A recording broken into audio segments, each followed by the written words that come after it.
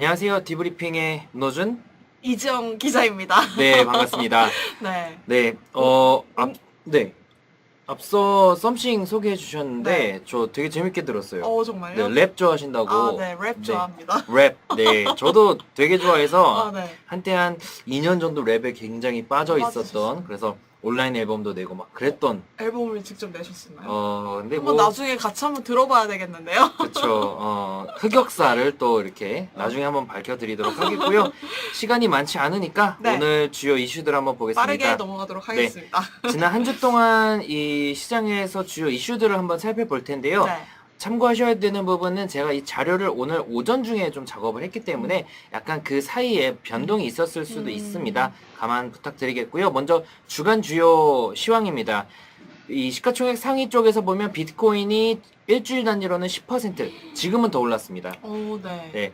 이번 주가 기세가 좋네요. 그렇죠. 그래서 보면은 시가총액 순위 1등부터 10등까지 혹은 그 이후까지 보면은 비트코인의 상승세가 거의 가장 강한 수준입니다. 이는 계속 말씀드리는 바와 같이 일단 비트코인 자체의 수급이 쏠리다 보면은 다른 알트코인들에는 상대적으로 수급이 좀 빠질 수밖에 없는 현상으로 비트코인이 어느 정도 자리를 잡고 나서, 그러니까 확 빠지거나 확 내리는 게 아닌 자리를 잡고 나면은 그런 흐름이 점차적으로 메이저 알트코인, 그리고 그 흐름이 점차적으로 마이너 알트코인 쪽으로 이동이 되면서 관련 코인들의 상승세가 나올 가능성이 높은데요. 네. 일단 한 주 동안 비트코인의 상승폭이 가장 컸고, 그 다음은 이더리움과 비트코인 캐시, 라이트코인, 이오스 등이 상승을 보이고, 나머지는 조금 쉬어가는 모습을 보였는데, 이 쉬어가는 코인들이 또 전주에는 좀 강했던 그런 모습을 보였었고요. 네. 그리고 이 전일, 그러니까 어제 기준으로 거래 대금이 $10,000 이상이었던 코인 중에서는 이 숫자가 67개였습니다. 그러니까 코인 마켓캡에 등재된 코인 중에서 $10,000 이상의 거래가 발생된 코인이 67개로, 이는 지난주에 제가 소개해드릴 때보다 10%가 증가한 숫자로 67개가요? 그렇죠. 그러니까 전반적으로 시장에 이런 거래가 좀 증가했다라고 해석을 해도 좋을 것 같고요. 67개 코인 중에 상승한 건 30개, 하락한 건 37개 코인이었습니다. 그런데 67개의 평균 변동률이 플러스 8.74%로 상승폭이 더 높았다는 얘기네요. 상승폭이 훨씬 더 높았다라고 좀 볼 수가 있을 것 같고요. 네.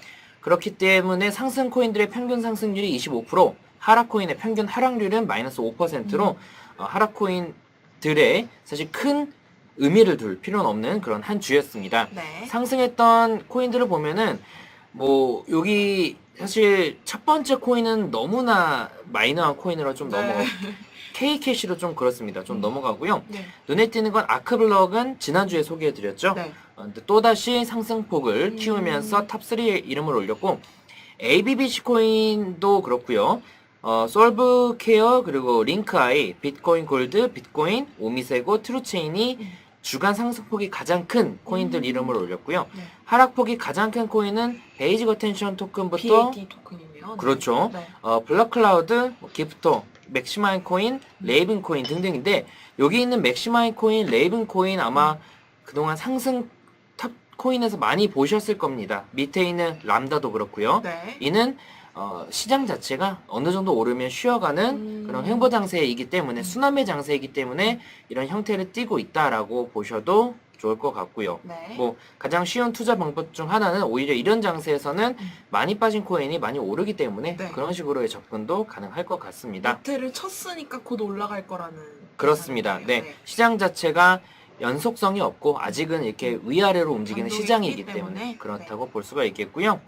이 중에서 주요 코인들을 몇 가지 보면요. 첫 번째가 ABBC 코인인데, 사실 이 코인은 상승 탑10 혹은 하락 탑10에서 거의 매일 보입니다. 네, 맞아요. 네, 많이 오르거나 많이 떨어지는 코인인데, 극과 극을 좀 달리는 그렇죠. 코인이죠. 네. 근데 이 코인이 사실 원래 알리바바 코인에서 명칭을 변경한 거거든요. 그래서 많은 분들이 알리바바에서 발행한 것이냐, 혹은 알리바바와 연관이 있느냐라고 질문을 주시는데, 전혀 그렇지 않습니다. 벨라루스라는 약간 저기 러시아 왼편에 좀 있는 국가인데, 거기 벨라루스 공화국 수도인 민스크에 설립된 안면 인식 기술을 보유한 블록체인 프로젝트입니다.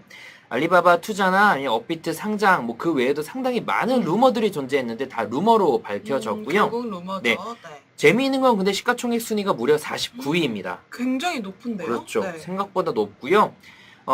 이거는 제가 2주 초에 디브리핑 시간을 통해서도 알리바바 코인에 대해 소개해드리면서 삼각 수렴 패턴, 즉 고점은 낮아지고 저점은 횡보하는 패턴을 보이고 있어서 이 구간에 대한 돌파가 중요합니다. 돌파할 경우 강한 상승이 나올 거라는 말씀드렸는데요. 오늘과 어제 돌파하면서 강한 상승세를 보이고 있습니다.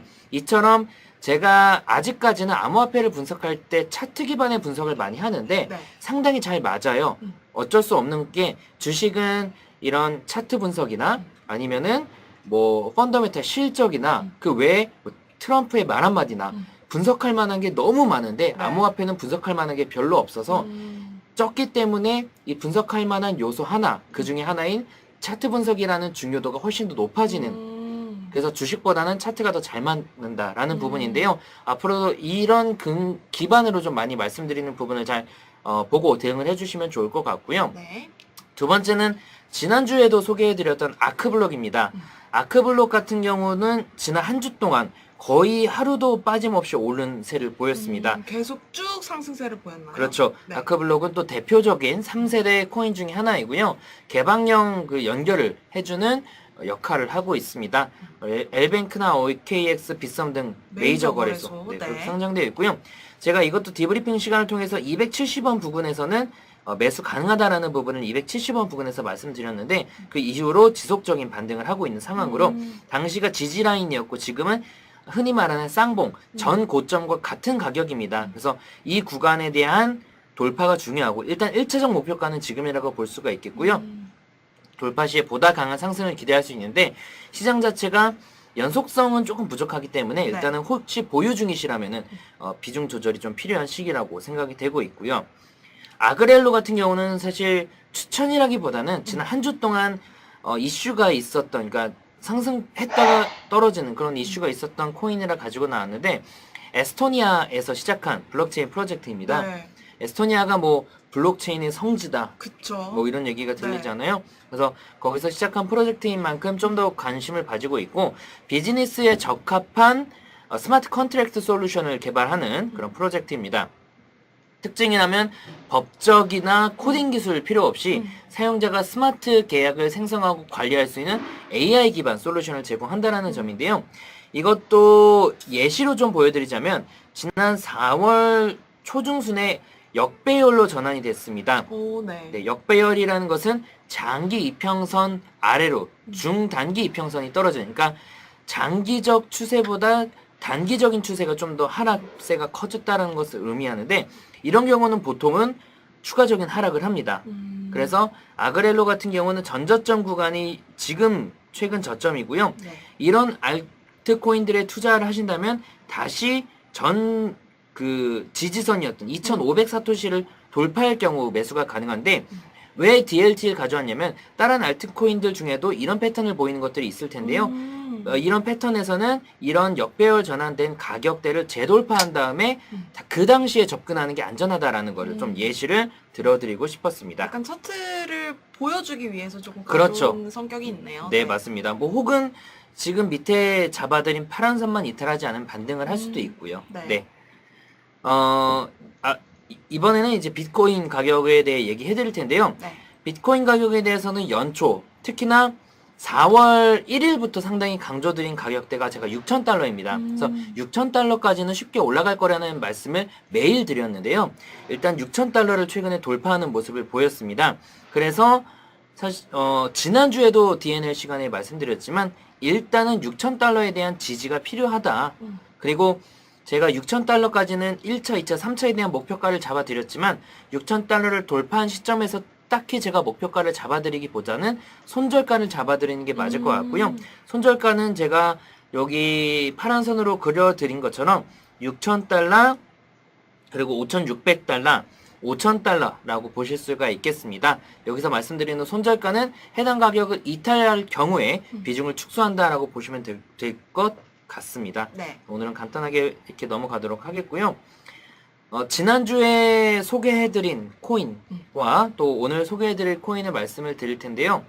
오늘은 디브리핑이 좀 일찍 끝날 것 같아요. 네. 8시 한 15분쯤 끝날 것 같으니까 네. 빨리빨리 진행을 하도록 하겠고요. 먼저 지난 시간에 제가 추천드렸던 코인은 솔브케어였습니다. 네. 솔브케어 되게 많이 들은 그렇죠. 코인인데요. 한 3주 들은 것 같아요. 맞아요. 네. 왜냐면 오늘 전전주에도 제가 네, 좀 강조를 드렸던 코인이기 때문인데 솔브케어 같은 경우는 일단 의료관리 플랫폼이라는 부분이 있죠.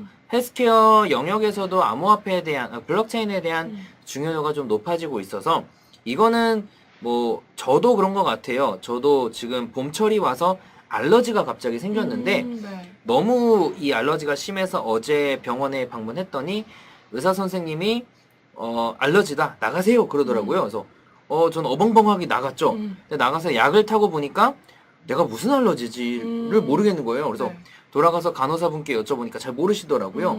사실 이런 정보 같은 것들이 잘 모르고 제가 처방받은 약의 소재도 잘 모르는데 이런 부분들을 블록체인으로 엮어서 이런 개인 그런 환자들도 네. 자신의 병명이나 은행이 아니라 병원만이 가지고 있는 데이터를 쉽게 접할 수 있는 부분에서 사실 헬스케어에서는 블록체인의 중요도가 높아지고 있는데 이 솔브케어가 그런 거죠. 그래서 환자나 의사, 병원 혹은 그런 환자 데이터를 공유할 수 있는 보험사 등등 모두를 연결해주는 플랫폼이네요. 통합 플랫폼입니다.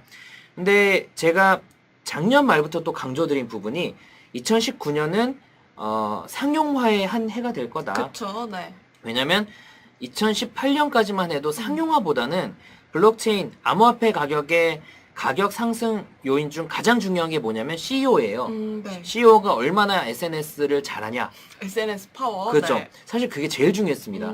근데 지금은 아니죠. 네. 지금은 사실 안 하는 게 나아요. SNS를 네. 실수하니까. 괜히 말을 시끄럽게 할 필요가 그렇죠. 없죠. 네. 지금은 이제 얼만큼 실제 상용화를 시켰냐 혹은 그런 기업 서비스와 제휴를 맺었냐가 더 가격 상승의 원인이 되는데 솔브케어는 리프트 뭐 공유 차량의 대표 주자죠와 제휴를 맺던가 아니면은 미국 최대 의료기관 중 하나인 애리조나 케어 네트워크와 제휴를 맺는다라든지 네. 실질적인 그런 퍼포먼스를 내고 있는 그런 상황이고요. 시가총액 순위는 150이었는데 오늘 기준으로는 아마 올랐을 것 같아요. 이게 오. 지난주 기준이니까. 네. 그리고 이 지난주에도 소개해드린 거지만 업비트 BTC 마켓에 상장한 알트코인이 원화마켓으로. 그렇죠. 그 기준이 될 수 있는 점이 사실 명확하게 나와 있지는 않지만 가능성이 높은 것 중에 하나가 거래량이 많은 거래 대금이 높은 암호화폐가 원화마켓으로 갈 가능성이 높다라는 점이었고 그런 맥락에서 솔브케어가 상위 두 번째 이름을 올렸었죠. 네. 네, 그런 측면에서 말씀을 드렸습니다. 네. 그래서 일단 이 지난주에 말씀드리고 다행히도 한 주 동안 좋은 상승세를 보이면서 이 3,000 그 가격대를 돌파해줬습니다. 오, 돌파해주고 지금 어떻게 됐는지 모르겠네요. 한번 찾아볼까요? 지금 같은 경우는 잠시만요. 최근 하루 동안 상승폭이 큰 거 보면 솔브케어가 더 올랐네요. 더 올라서 최근 24시간 동안 가장 많이 오른 코인이 되었고 이러면 아마 저 가격대를 넘어선 것으로 보입니다. 즉 이 솔브케어 같은 경우는 이런 3,000 가격대 선만 이탈하지 않는다면은 추가적인 상승을 기대할 수 있을 거다라고 좀 말씀을 드리도록 하겠고요. 저희가 3주 연속 언급한 보람이 있네요. 그렇죠. 네. 그래서 다행이라고 생각이 되고 네. 있고요. 만약에 5,000 사토시를 돌파한다면은 꽤 강한 상승이 나올 가능성이 높으니까 한번 관심을 가져보시면 좋을 것 같고요. 오늘 소개해드릴 코인은 블루웨일입니다. 네. 상당히 유명한 그렇죠. 코인이죠. 네. 뭐 사실 좋은 쪽으로도 유명하고 나쁜 쪽으로도 유명한 뭐 이슈 메이커. 이슈 메이커인 암호화폐인데 네. 그럴 수밖에 없는 게 일단 국내 코인이어서 좀 더 그런 영향이 있고요. 네, 국내 프로젝트여서 많은 분들이 관심을 갖고 있어요. 맞습니다. 네. 그리고 초창기에 관심을 워낙 많이 받았는데 맞아요. 그에 비해 가격이 워낙 많이 떨어졌기 때문에 네. 그런 좀 이슈가 많았던 네. 암호화폐입니다. 특히나 이 앞 시간에 나왔던 썸씽, 디블락과 같은 아이콘 기반 맞아요. 하지만 아이콘 기반의 D앱으로 나가고는 있지 않습니다. 근데 초창기에는 아이콘 기반 D앱으로 나가겠다라고 해서 네, 관심을 모았었죠. 맞아요. 지금은 글쎄요, 저도 뭐 이제 온라인상으로 봤을 때는 아이콘 기반으로 갈 수도 있고 그냥 ERC 기반으로 계속 갈 수도 있다, 뭐 이런 얘기가 오고 가는 것 같습니다. 어찌됐건 블루웨일에 대해 잠깐 소개해드리자면 자영업자와 소상공인 등을 위한 탈중앙화된 공유경제 에코시스템이라고 볼 수가 있겠고요. 역시나 상용화 부분에 집중을 해야 되는데 또 이슈가 됐었던 게 지난해 11월 달에 삼성전자와 인디게임 생태계와의 상생을 위한 업무 협약 MOU를 맺었는데. MOU를 네. 체결했죠. 네. 그래서 갑자기 삼성 얘기가 나와서 이제 시장에서 관심도를 많이 받았는데 그 이후에 추가적인 이슈가 나오지 않다 보니까 가격으로의 연계가 되진 않았었습니다.